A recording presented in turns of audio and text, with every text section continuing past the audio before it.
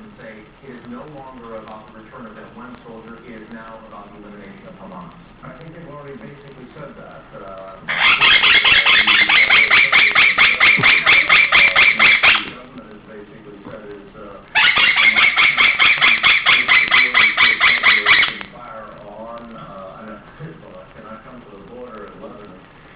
To the point where it can fire on the Israeli settlements, and the soldiers that are taken by Hezbollah must be returned. I don't know that the Israeli government Hezbollah, and I doubt seriously they could do it, even if they wanted to.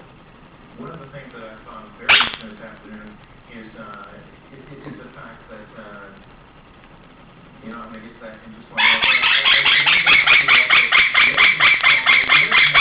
minute, possible retaliation for the strike on the Palestinian Foreign Ministry. If they have the capability, they will try to mount some further attacks on Israel. This is going to be a tit-for-tat situation.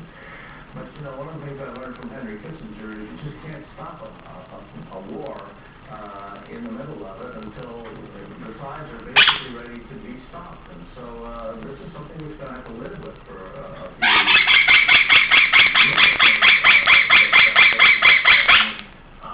Lebanese Prime Minister has said that he is ready to put his army in southern Lebanon, and I want to switch gears now and go to the northern part of Israel, so that he is willing to put the Lebanese army in there to help eradicate Hezbollah.